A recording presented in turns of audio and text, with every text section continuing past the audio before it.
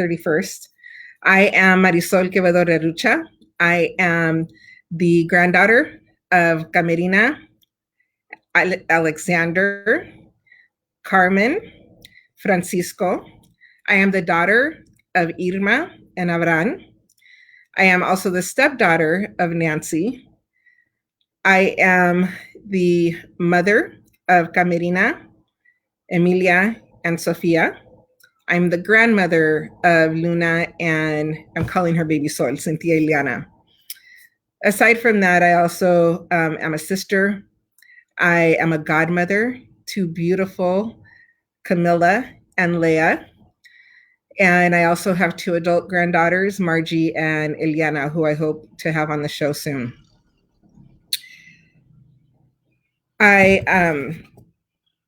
I've been reflecting this weekend about the show and the opportunity and the gifts that we've received from our guests that have joined us. And it's really, truly a gift to be able to meet in this way. I absolutely prefer in-person meetings, but to have this opportunity to connect virtually and to share the gifts and talents and the stories of my guests has just been a really, really beautiful gift. And I'm glad to share it with you, to be on this journey with you. So I want to, actually what I'm gonna do first, we're gonna do our breathing. So remember our 4-7-8 strategy. So we're gonna inhale for 4 seconds, and then we're gonna hold for 7, and then release for 8. So if I mess up on the count, I apologize, I'll try to get it back together. But this, again, we do once a day, and we're gonna do a repetition of 4 times. So we're gonna start. Okay, you ready? And inhale, 2, 3, 4, hold, 2, 3, 4, 5, 6, 7, release, 2, 3, 4, 5, 6, 7, 8.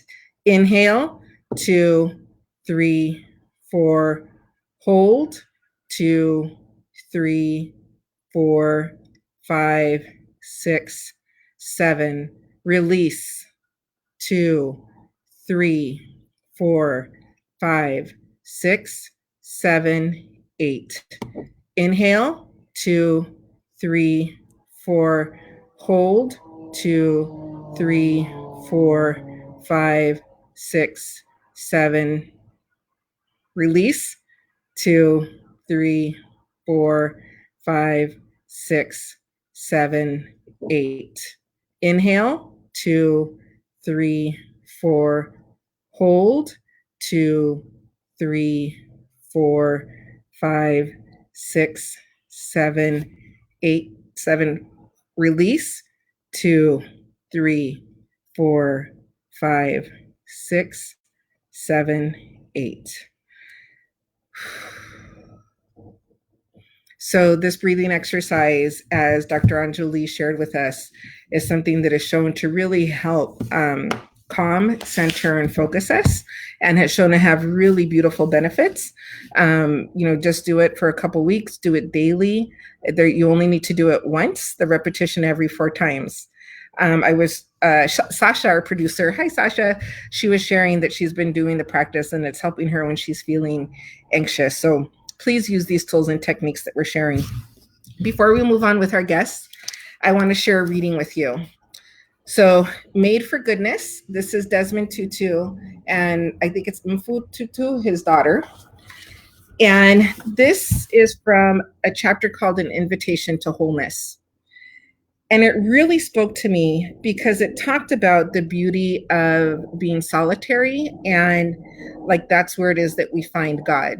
Desmond Tutu is a Christian. There are some pieces here, so I'm going to read a couple sections to you. Holiness is not a solo quest. Even the solitaries of ancient memory and modern description do not account themselves as people who are alone. The desert fathers and mothers relied on their spiritual strength and a firm recognition of the presence of God to sustain their solitude. Those who withdraw to the wilderness become keenly aware of the companionship of the plants, birds, and animals that make their homes in the places that other human beings have not yet populated.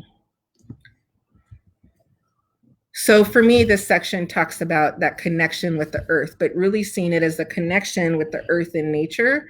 And Leticia talked about this with us last week, that connection with earth, it's a spiritual connection. And it's also a way of seeing creator and being in that space. So what does it mean to be at home in our own lives? Ideally, our physical homes are the places where we shed all striving and pretense. They are the places where no artifice is required in our self-presentation. Being at home in our own lives is a kindred experience. When we are at home in our lives, thought and action are all of a piece. And I thought about this, so because of the space that we're in, where we are physically in our homes and with our families, and how, we've talked about this, and I'm sure you've had these conversations, like this is a way of getting closer and really coming back to self, coming back to your family, being more present in a way that you haven't been, and being centered in your home.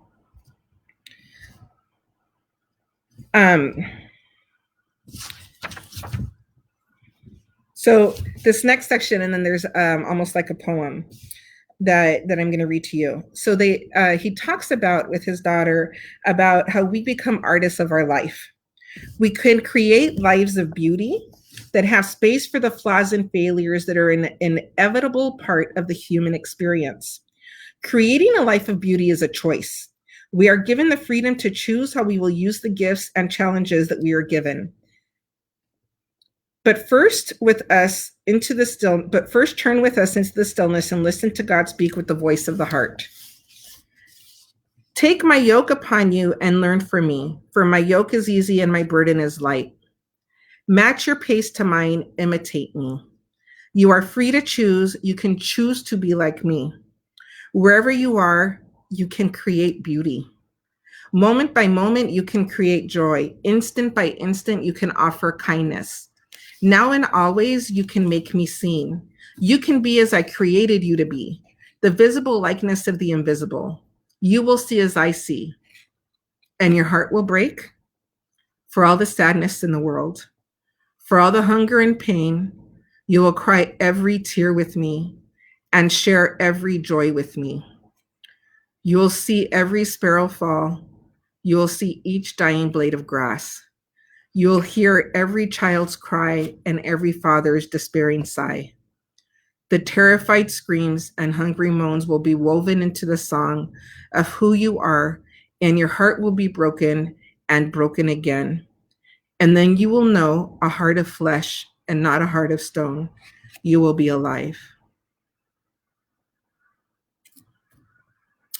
So that really speaks to me about our humanity and what it means to feel and be empathetic, what it means to care and to love in this human experience. And I think with the other readings that I shared last week, reflecting on them, the readings of the very short quotes from Martin Luther King talking about we have to really love each other and look out for each other, that it's like we're not alone. So with that, I want to introduce my guests. So Craig Besswick is joining us tonight. We're in for a super treat. Let's get him on. Hi, Craig. How are you? Hi, Marisol. How are you? I'm doing well. I'm so happy to see you. Okay, so we decided that I wasn't going to read your bio. It's super impressive, just so everybody knows. But I told Craig, like this time isn't just about who we are in our professional lives. This time is about who we are, punto final. So Craig, I'm going to have you introduce yourself. Please share the things that you do in work, but just please feel free to give us a whole introduction to who you are, to your heart, your spirit. Thank you so much. My name is Craig Besswick. I have a beautiful wife named Monica. I have a beautiful mother named Marcy, a beautiful father named Michael. I have blessed to have three young boys, Vincent, Mauricio, and Lorenzo, 9, 7, and 3. And I am more blessed to be on with you today because you are one of my favorite people, and just really looking forward to sharing with you.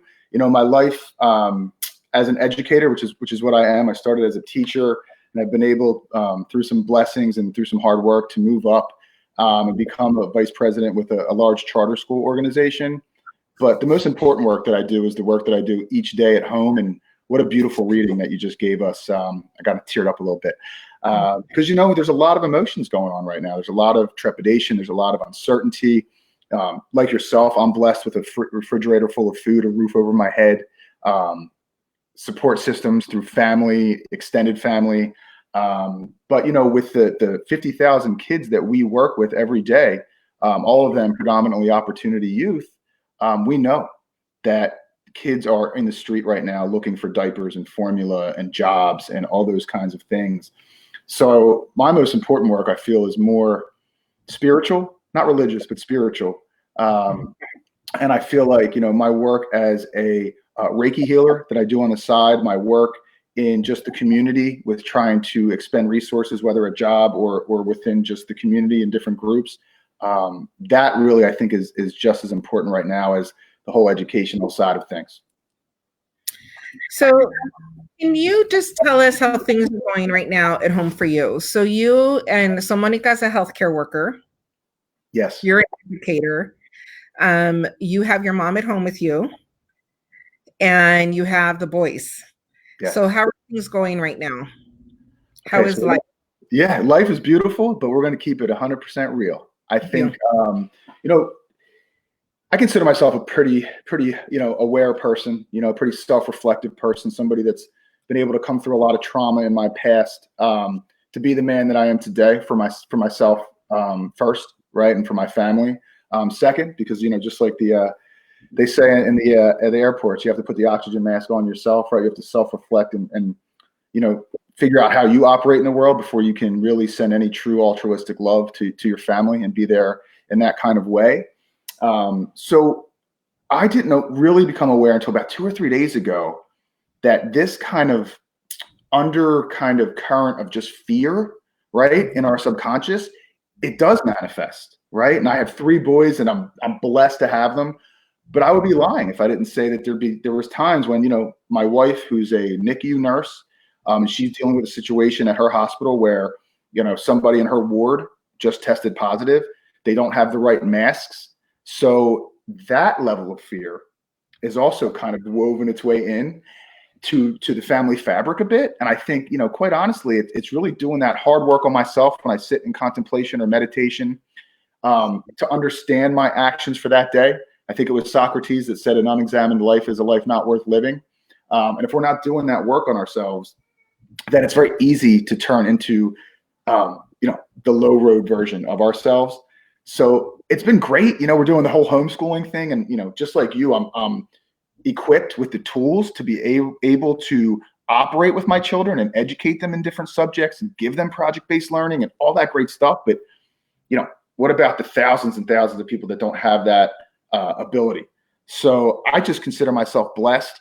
I'm honest with the fact that I've had some blow up moments, right, with my kids. And for me personally, it's what is the lesson, right? The universe sends us the same types of lessons until we heed the call, so to speak, right? And decide how to operate a different way. So, and I've spoken to you about this before. My dad was, we have a great relationship now, but he's pretty verbally abusive. And when you are triggered because it's fear or whatever it is, or me at least, sometimes in my words, my tone, I come off a way with my kids that, when I have to listen back in my mind, it triggers that 6-7-year-old boy that I was. And that's a harsh reality to realize that, you're parenting your kids, but you're really parenting the unsettled versions of yourself, right? And the unsettled issues of yourself. And in order to not create more negative karma with those kids, you've got to be lifetime with them and be present and be as loving as possible. And more importantly, because everybody messes up, when you mess up, you have to be vulnerable enough to say, hey, you know what, Vincent, Lorenzo, Mauricio, I'm so sorry. I shouldn't have had that tone with you. I'm just a little impatient because you're not doing A, B, C, or D. So I'm striving to utilize this time to be home, not just in my physical home, but be in the home in my heart and really adjust my behaviors and use this opportunity, this pandemic, to see a silver lining and see it as an opportunity to do that really hard work, to put myself through that crucible so that I hopefully can come out as something better for myself and better for my family and better for the world. So the things that you're talking about, like, you really beautifully, thank you for your honesty, but you're very, like, you have done a lot of work. The way that you explain the process of, like, you heard your father's voice in yours, his tone in yours, and the tone that damaged you and that harmed you into adulthood, right? And you heard that tone, and you've done the work over many years of figuring out, like, how to be reflective, how to examine your life. So if it's possible for you, can you just take us back some steps? Like, how do you start that? How do you start that practice? And I think also from the lens of a man, because I think, in society, there are different rules about how men should act, right? They're changing.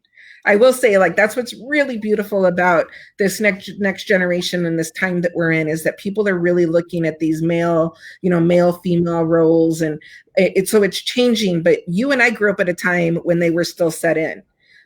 So can you just talk to us about that, about, like, starting that process? Yeah. I mean, I think that, no great change or most great changes in anybody's life comes without some type of struggle, right? Some type of idea of this isn't good enough right now. This is not, whether it's, personality traits, whether it's your goals in life, your career, your spouse, your lover, your kids, your dog, your plan. It's all, for me, when I switched the filter of my life from fear and victimization. So when was that? Like, what was that moment? Like, how old were you? When did you get there? Whoa. So at 45, I'd say I'm 85% there. There is another version of myself that comes out, and it's the more Philadelphia Sicilian version of the way that I had to grow up in the neighborhood that I grew up in. And quite frankly, I made a lot of bad decisions myself. I was involved with substance abuse issues and gangs at a pretty early age in Philadelphia. So, and then really getting grounded for me as I got into my 20s, I went into the Army. I started to realize I have something to give back. I had through meditation opened up that window of this idea that I wasn't only the thoughts in my head. And if I wasn't only the thoughts in my head, and there was this witness, right? This soul, this higher self, this gut, this intuition, if there was this, that opened up this possibility and this path for me to understand that I could change. So how did you get there? Like, how did you get to that point where you knew that there was another way? So, like, Brene Brown talks about, I think it was in Daring Greatly was the title of that book, where she talks about, like, the difference between people, regardless of what your trauma is, regardless of your situation, the people that are able to get through and really create and find happiness, I would say, and joy, are people who believe that they deserved better. Regardless of the circumstance, regardless of any of the most horrific life experience that you can imagine, it was people that had this internal sense that they deserved better. And so, like, at what point, like, do you remember that moment, or, like, where was this introduced to you that there was more and better for you? Yeah, it's a great question. I think I had went to a high school in Philadelphia as all this kind of started to go south for me in regards to the way that I was treating myself and what I was doing in my life. Was removed from that high school by the grace of me just having enough brain cells left and having kind of a desire to do something different. And I was a pretty high level soccer player. So I went to a very good private school in Philadelphia. They let me in, gave me a huge opportunity. But, just because you get an opportunity doesn't mean, like, all those demons are not still in your space or, at your gate ready to say, hey, there's still lots of lessons for you to learn. So struggling through those first couple of years, I had a soccer scholarship, went away to college, still didn't really fix a lot of the core issues that hampered me. We all have adverse childhood experiences, and there's a lot of great science around ACEs science, if you're familiar with the term. And this whole idea that as our brains start to create themselves, right, from the amygdala fear center all the way up to the prefrontal cortex, where we have cognitive, functioning and feelings of love and regulation and all that kind of stuff. When things happen to us as a child without a lot of protective factors, and again, I did a lot of what I did to myself, not to be a victim, right? But when that happens, it's like you create all these neural pathways of how to operate and save yourself from those emotions, right? Through self-medicating or self-indulging or isolation or whatever it is. And then you have to kind of realize that as an adult, there's that responsibility. And for me, getting involved with, I remember I had kind of stopped doing just a lot of the stuff I was doing. I lost my soccer scholarship and I decided I was going to go into the Army. And in going into the Army, I was in the library one day, and my mom's telling me, "What are you doing? Like, you can't listen to anybody. You're going to go into the Army. You're not going to last in the Army." And no disrespect to her, she was just worried about me, right? And at 25, before I went into the Army to serve as a Patriot missile operator in South Korea, I found this book by Daniel Reed, and it was The History of Chinese Medicine. And I started to read it, and it gave me this different philosophical framework that allowed me to understand. And you mentioned it, right? One of my favorite artists is Alex Gray, and he does all these kind of spiritual paintings of people's energy systems and all this stuff. And he has this one painting where it's a energetic being holding a paintbrush, and at the tip of the paintbrush, that soul's incarnation is spreading out. And what I try and tell myself and tell my kids every day that I work with, whether it's students or leaders or my own kids, is that the mind is a builder of positive thoughts that bring me back to my creator. And when I realize that I have the paintbrush in my hand, what an enormous opportunity that is. But along that comes the fear with the responsibility of it. So honestly, it sounds corny, but that book for me, when I read through it and I was like, wait, I can sit in silence and maybe hear a different voice that isn't this ego. It could be my heart, my intuition. And for me, my street sense, that clicked, right? Because they used to call me Sixth Sense in Philadelphia, because there's been 10 to 12 parties or events where I'll go to my friends, hey, it's time to go. And we'll leave. And then an hour later, somebody gets shot or somebody goes to jail or the cops come and raid everybody. And this was, again, in my younger years and as a teenager.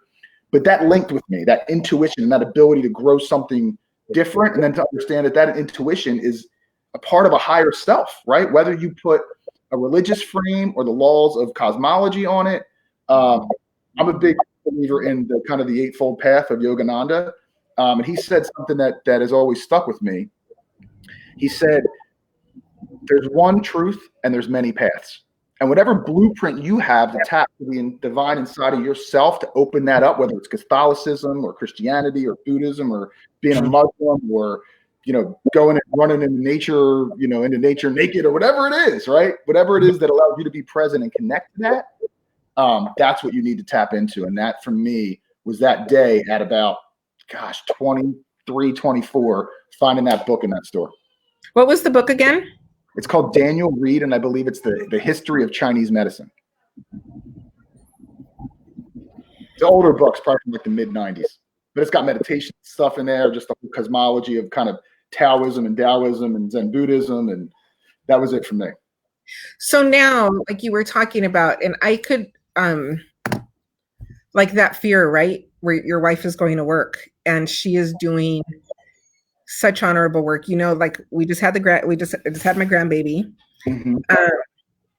and like the gratitude that I have for the people that are in the room with them, but they're putting themselves at risk for others in a way that is very real now. And the thought of her bringing that home, like I can imagine that fear is just a lot. So you talked about meditation, but is there like a specific practice, or is there a specific thing that you do when you find that fear coming in? On Friday, we had, I had Dr. Anjali Lafaurie come on with Vivette Dukes. And Vivette was sitting with a lot of fear, Craig. She was and she goes very inward. So she comes across very soft-spoken, but she goes very inward with her fear. And Anjali did some techniques with her about like checking in with yourself. She had, she had to put her hand, do like an emotional check. And then she almost like she had her tap and love her fear. So she was like, I love my fear. I love my, being scared. I love and then also those good things about her. So do you have any techniques that you use when you are sitting in that fear in a very real way? Yeah, absolutely. I mean, the first and foremost, I think that, there's a guy I follow named Dr. Joe Dispenza, and he came out of a Heart Math Institute, and now he does his own thing. And I'm trained as well in Heart Math techniques. What is that? So Heart Math are a bunch of techniques that basically are adhered to 35 years of research from Heart Math Institute that basically say that our hearts are really the seats, right? You have 40,000 neurodendrites in every human heart, and that literally means brain cell that's not in the brain, right? They figured out that I think it's, 4 times as many messages go from the heart to the brain than come from the brain to the heart, right? With electromagnetic measurements, we can understand that the brain comes out. Oh, sorry. So for 40,000 messages like that, right? But they go, so more is coming from the heart to the brain than the brain to the heart. So this also, I'm just going to do a little quick aside, but that also goes to a little bit like you were talking about that your spiritual being. And it was really me. I was listening to an Oprah podcast. She was talking to Eckhart Tolle, who did Brave World or something. I can't remember the name of his book, but he was talking. So he used that phrase, like, I was telling myself the other day, and he said he thought, like, who is I and who is myself? So the person, like, what I think is not who I am. So like that connection, right? So like there's this and there's this. Mm-hmm. So like for me, this is that like is our spiritual being. But you're saying what Heart Math is showing is that, or the research has shown is that our heart is speaking more to our mind than our mind to our heart.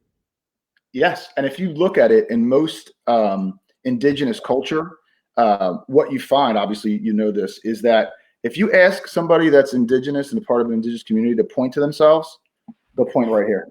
If you ask those people in the West to point to themselves, they point right here. Because Western society has stripped us through this creation of this materialistic world where we have to control over. Point to yourself here, point to yourself here.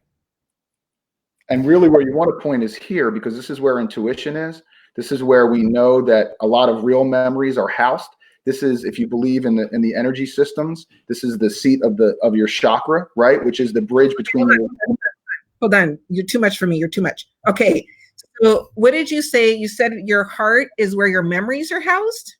Yeah. I mean, let me tell you a really quick story, right?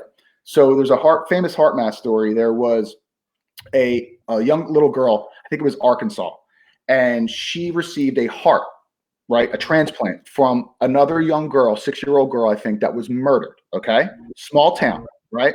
The heart goes in, and within days, this 2 to 3-year-old girl starts to have vivid dreams of being murdered. Right. So she goes to the doctor and the cardiologist, right? Let's think about Western medicine, right? The cardiologist says, well, look, it's a pump. I put the new pump in. It's pumping blood. I don't know what to tell you. Go see a shrink. Right. So she goes to a psychologist. The mother takes her to a psychologist. And just on a whim, the psychologist says, you know what? Let me get a forensic artist in here, because she kept having these dreams. So they literally did a character sketch of the murderer. And in the dream, the little girl kept saying to the psychologist in therapy, there was a very specific thing that the killer said to her before she died in the dream. Mm-hmm. So they just happened to, again, in a small town, they put out this information, and it got to where the picture met this person that was in jail. And he actually admitted to the murder and saying the same exact thing. So that's documented. Now, you can believe what you want, but that's out there, and it's just a testament that we have these memories that are seated in our heart, some of it from the past, stuff we haven't cleared, right? So when I do energy work on people, I can tell if your heart is locked off, it's probably because you haven't really processed some of the trauma and the events that have gone through. You've pushed them down somewhere, right? You pushed it down into your liver, and that's going to come up in 20 years, or you pushed it down into your kidney, right? And that might be kidney cancer 10 years from now, because when we don't clear those things, right? If you look at tapping techniques or, Heart Math techniques, right? Which is tapping into your heart focused breathing. And then for fear, asking yourself a question, right? So for me, this whole idea of Joe Dispenza, he said we have 70,000 thoughts a day. Each adult has 70,000 thoughts on average a day. Now check this out. Of those thoughts, it was deemed that 70% of those 70,000 thoughts are negative or redundant. So if we're not making a conscious effort to look at the quality of each one of our thoughts, and believe me, I am not a sage. I get angry. I curse sometimes. I'm not. I know.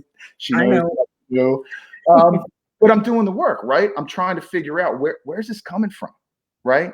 A great heart math technique is called heart lock-in, where you focus on your breath, right? You bring it in, you focus, you make it a little slower. You introduce a regenerative feeling to become into what's called coherence, which is a scientific term that relates heart rate. Can you show it to me? The technique? Yeah. Yeah, absolutely. So what you want to do is you want to obviously sit up straight, right? You want to, some people have trouble feeling their heart space. So what you want to do first is you want to, for some people, put your hand on your heart, right? Close your eyes if it's comfortable to do so. If not, that's okay. And what you want to do is you want to start to literally focus your awareness. Where you bring your awareness is where you put your energy. And focus that into your heart space as you breathe in slowly. Breathing in, holding in your heart space, and exhaling slowly, holding your heart space. And what you do is you settle into that, and what will happen is your breath will start to get a little bit slower. You'll start to relax. Then you want to introduce a regenerative feeling. So can you use your brain-heart connection to start to feel, as you breathe into your heart, compassion, love, gratitude, or empathy? And you want to feel that for a couple seconds. You want to feel that in your heart space. Now what I want you to do is I want you to ask yourself, what is the root of my fear? What is the root of this problem? What is a better, more effective solution to acting in this way, right? And then you literally sit in silence as you breathe through your heart, holding on to that good feeling, and you listen for a response.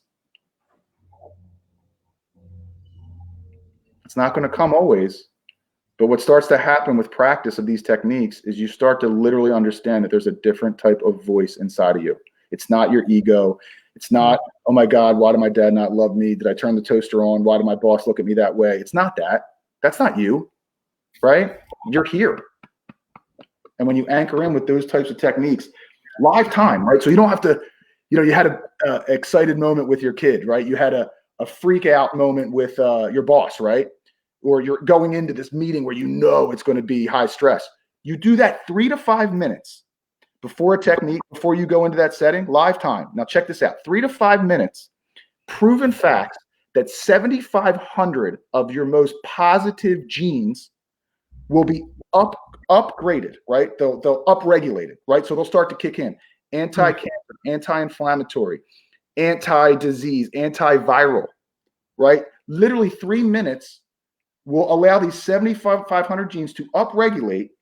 And now your defense system, your immune system, and they can track it through heart math. They track it through what's called IgA, your immunoglobulin level A, IgA.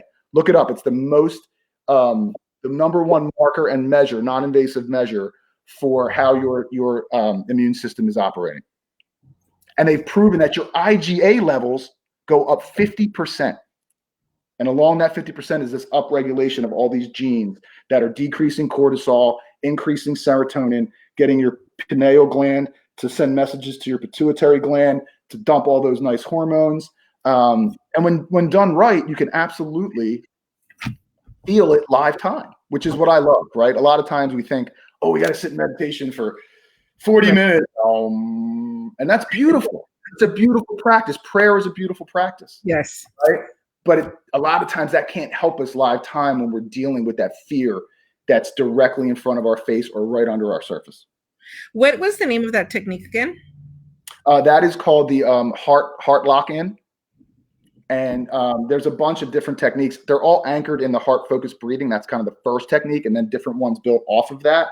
But what's really cool is if you check out the website, there's actual technology that can show you as you come into coherence, your heart rate live time. It'll show your heart rate decrease and what's called heart rate variability, which is the measure between each heartbeat. it'll show you that indicator, because people that have high heart rate variability are able to adapt to change. And that is directly related, not just to the longevity of your life, but the overall quality of the years that you live. So high heart rate variability means that they have a longer period between their heart breaks? Right. So the heart rate variability really tracks each measurement, and there's different measurements, right? So that algorithm in alignment with your heart rate. So for example, I could hook it up to you right now, right? And I've done this live time. I've done over 150 presentations, not just on heart math, but just trauma-informed stuff throughout the country. If I hooked it up to your earlobe and it started to show you your heart rate, and I said to you, Marisol, you're a horrible person. Nobody likes you, Marisol. This is all live, obviously, because you're a beautiful individual, right? But I've done this to people live time that have never been on the technology. And I tell them these things. You can literally watch the heart rate get very jagged, right? Because incoherent is very jagged, right? And your heart rate will increase. If I settle you in and I do a technique with you, and knowing the beautiful spiritual being that you are, you will come into coherence. Your heart rate will start to go down. And I start to tell you, you know, Marisol, I love you. You are God's gift to the earth. You were put here to do amazing things. You are, you know, one of God's children, and you're here to take advantage of all the beautiful things in the world. Literally watch your heart start to come into coherence. And it's directly related. The uptick is related to your, it's the autonomic nervous system. So the uptick, it goes up, and then the sympathetic is up, and the parasympathetic is down. And that nice, even kind of keel is what you're trying to accomplish in not just in these techniques, but as you walk through your day, hopefully aligned to the present moment. What's the name of the website that you mentioned earlier? We could just go on the Heart Math Institute website and check it out. There's a lot of videos out there. There's a lot of there's a really good book called The Science of the Heart. That's kind of a layman's compendium of the meta-analysis. I mean, we're not talking about rinky-dink science here. I mean, this is first responders are using it, the Navy, 3,000 schools. It's a key part of the trauma-informed model that we built for our schools. We built a model called TREC, which is the Trauma Resilient Educational Communities model that infuses these techniques in this trauma-informed lens for everything that we do for our opportunity youth. And, you know, it's working for my kids. You know, I got my 3 kids doing heart math every night before bed. So part of what I'm hearing, which is really beautiful, like you're giving us some of the science. Like, so we've been talking in the last week, my guest, like we've been talking about the spiritual component and the emotional and the mental health component of really like caring for yourself and using these techniques. But you're also talking about and adding, like, this is scientifically proven, like why it's so important to engage in these practices. But not only that, it's also healthier. So it's not just healthy in the sense of like making sure that we're eating right and reducing stress. Like it's not, or that we're exercising regularly, but, and for me, like connecting with the earth, right? Like this is also like these techniques can help us live longer. Yes, they literally rewire your brain live time. And like you're saying, like cleaning out the things that we've been carrying with us. Yeah. Like starting to clean out. Like earlier you mentioned the Socrates, right? I think this is the second time I'm bringing it up. But an unexamined life is not a life worth living. And so like really, I think, you know, the bravery is examining your life, like really looking at your stuff. Like really looking at, for me, like I equate it with ego, which is one of the things that I have like the greatest issue with. Like having to really be honest with myself, like in a deep down, dirty way about my motivation for doing things, like my own selfishness, my own, even like this one is really hard for me, but like my own laziness and like, and like my motive, like the motivation behind my actions. This is like doing the work, but me doing that work. And then also like really being honest about how harm that has been done to me has affected me and impacted me, and like accepting it and not having to be, you know, like part of the struggle that Yvette talked about on Friday with me and Anjali was that especially I think women of color and women, like you gotta push it down. You gotta show up. You gotta work. You got like, what, your tears are weakness, like you're like those things. So like just acknowledging the trauma and like acknowledging the harm. And it's, like doing that work, it makes us healthier, happier, better able to like be, for me, I also think about me doing my work makes me better in the lives of my immediate people, right? Absolutely. It's going to help me be a better wife, a better friend, most importantly to me, a better mother, and like in impacting my children's lives, because that's then like the hope is then we can make that generational change. Yes. That's and beautiful. So I'm really appreciating like the science part that you're bringing into it, and like you're bringing all of these pieces. Yeah, well, I had to push this through, 20 charter schools and 50,000 kids, and I had this idea. When you set something in motion that you're supposed to do, right? Listening to that intuition, when you start to develop that other voice, not bringing it to our kids, but how do we bring it to my own kids, right? But to bringing it to the 55,000 opportunity youth and the parents that we serve, right? When do we ever teach our kids how to concentrate?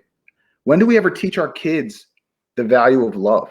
When do we ever teach our kids that they're not only the thoughts in their head? And you don't have to talk about religion to do that, right? The science, Dr. Greg Braden, one of my favorite quotes, he said, miracles cease to be miracles when the science catches up. And we are in a time where the science is rapidly catching up. And I love it because, if I'm doing Reiki, most times people come to get Reiki from me, they're already open to this stuff. They want to know about their chakras and maybe a past life, or go into some, a little bit of a hypnotic kind of, supportive, trance.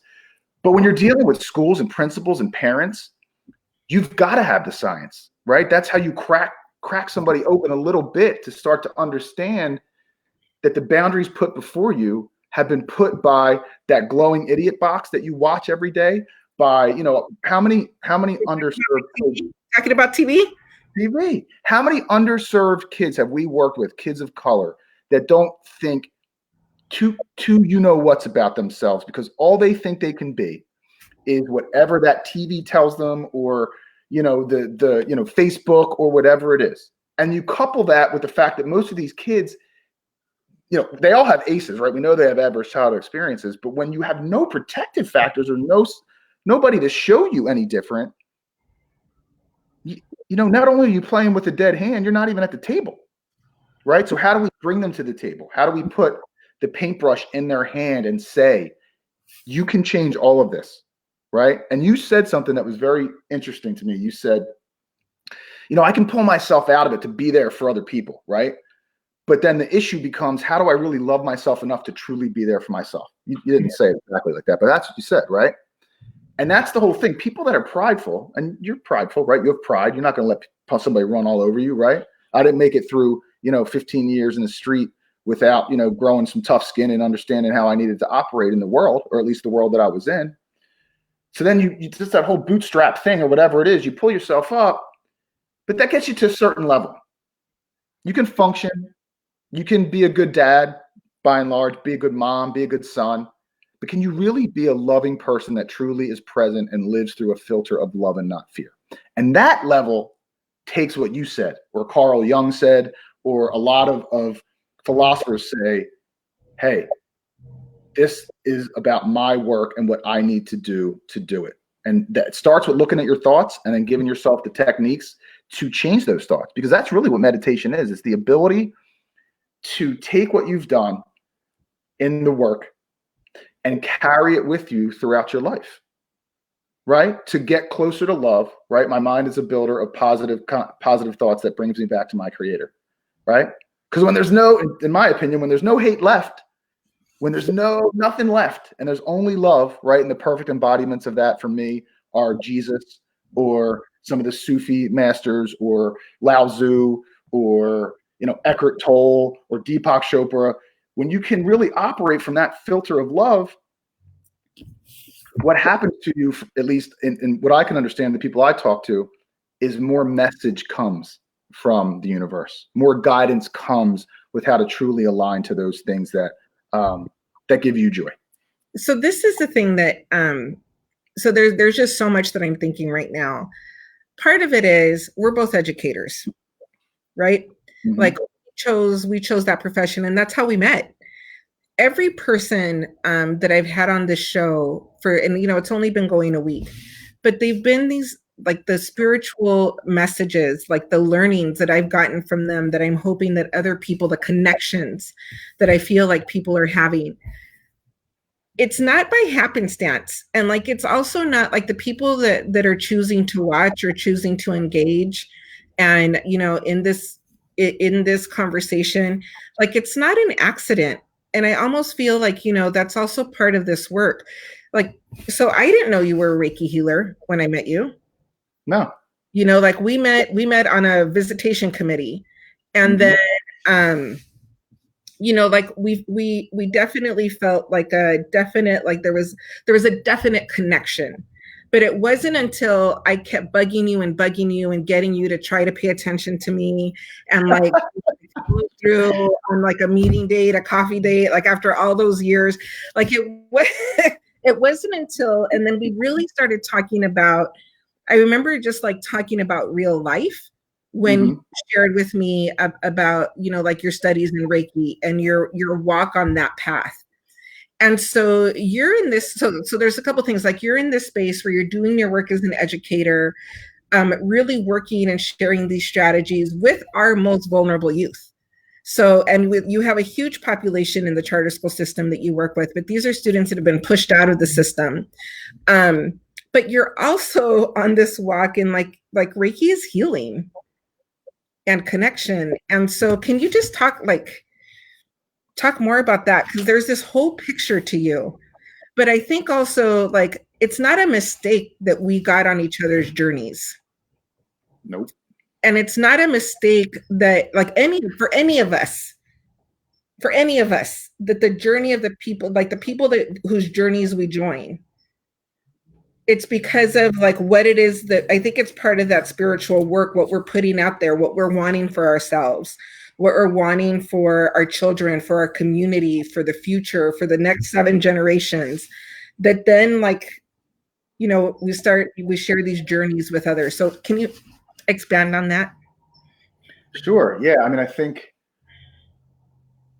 at the time that we met, I was doing a lot of deep work on myself. So now I'm making an excuse of why, I didn't hang out with you in the beginning. So here it comes. See my eyes roll.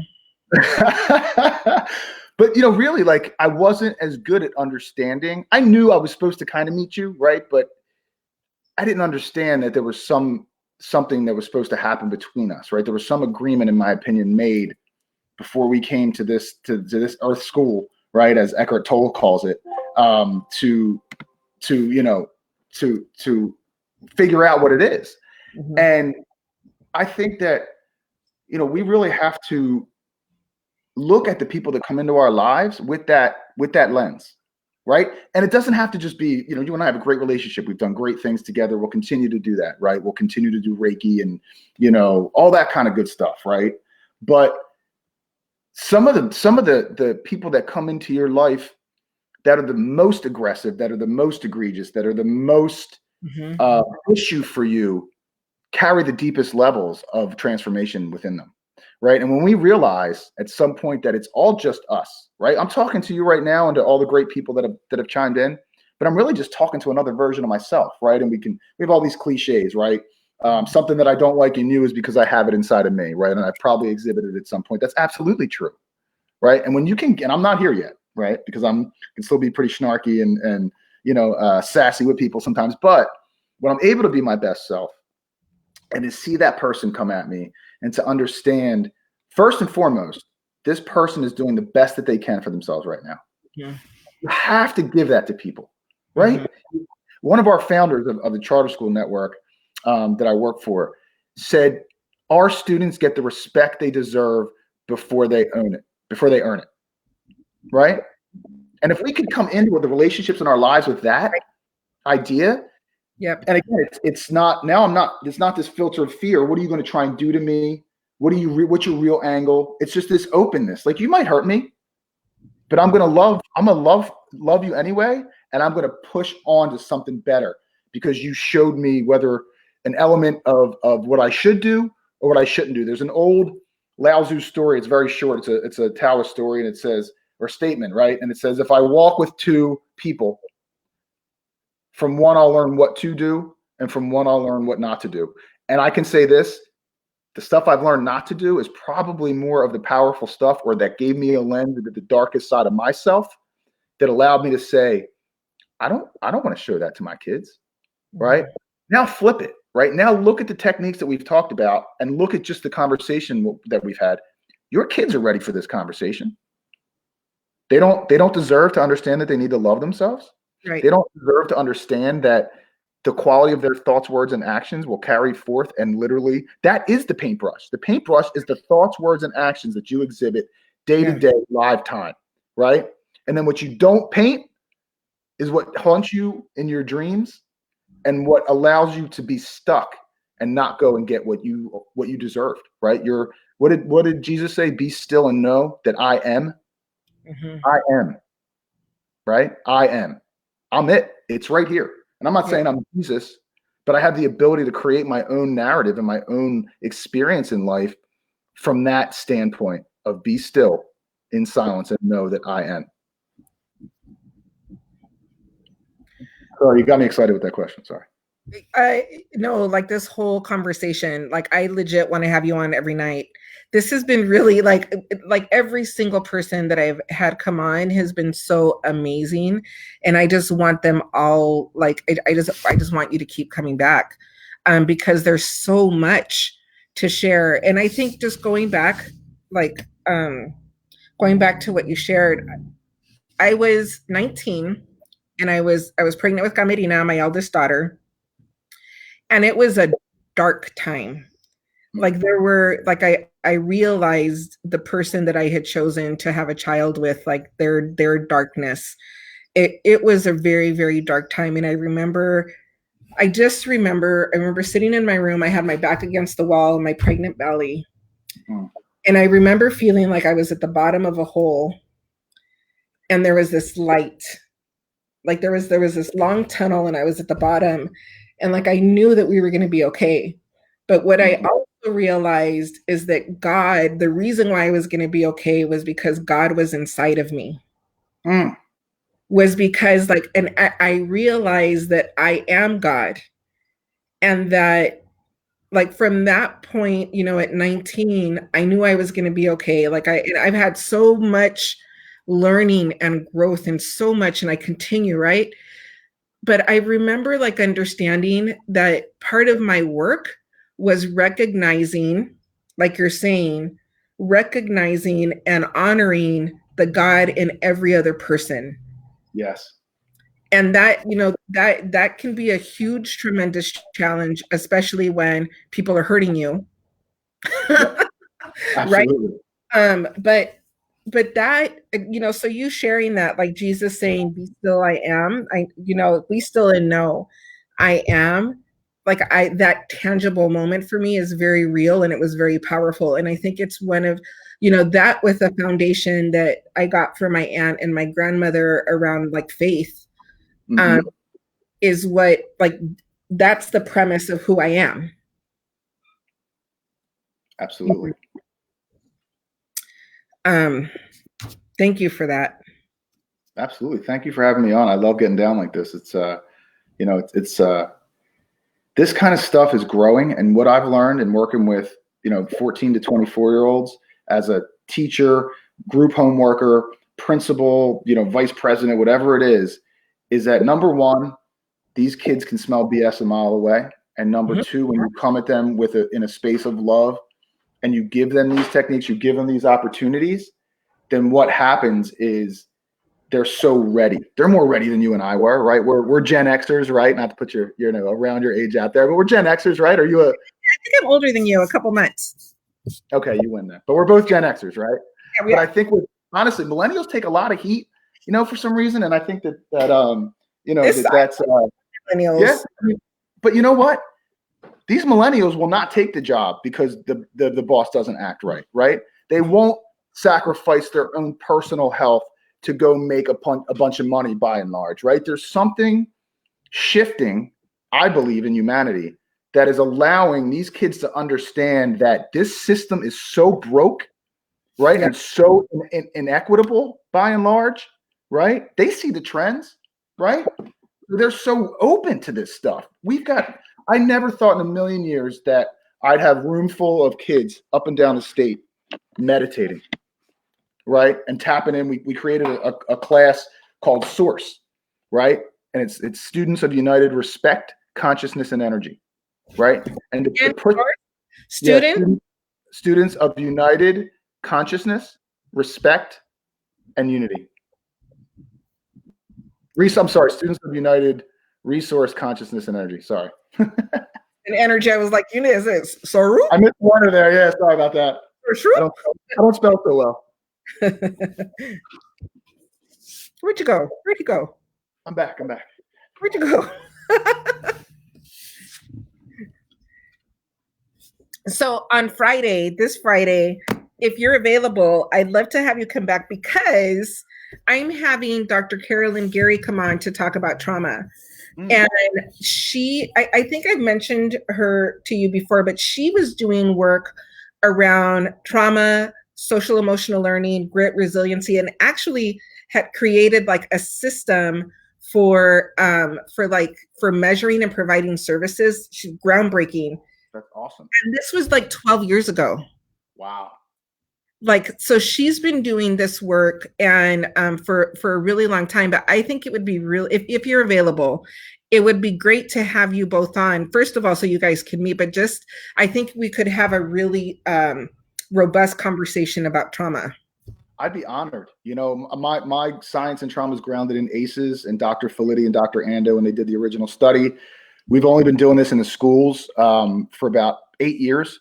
And finally got it to the point where it is a non-negotiable for all of our schools to become TREC schools. TREC, we built a whole alternative school independent study framework around it. And it's funny because that's where we were trying to go. If we did enough surveys on the front end, really did the one-on-one relationship work, had everything ready, right? Meditation, yoga, mentorship, federally funded grants, supportive services.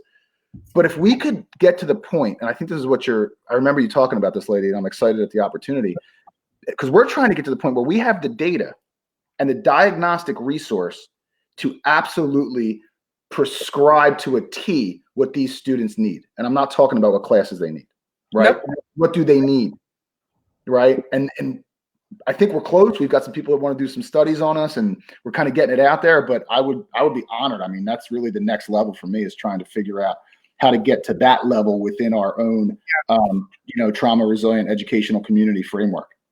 Well, so I want you to, so you're going to come back on Friday, and I will take off one of the lunches you owe me for the rest of your life.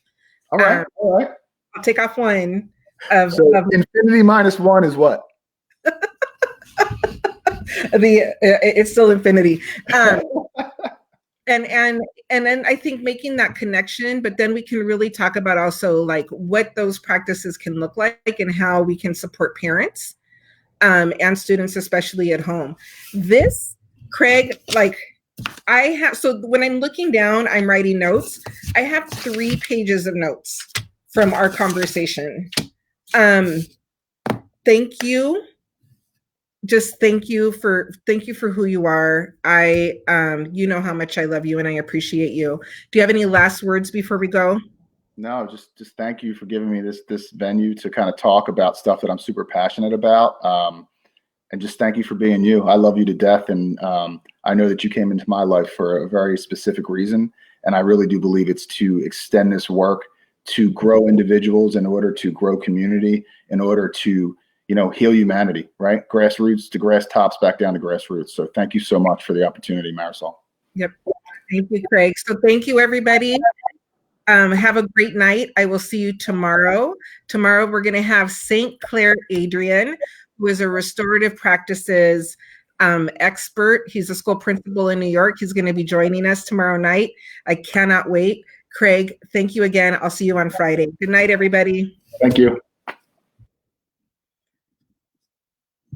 Good night.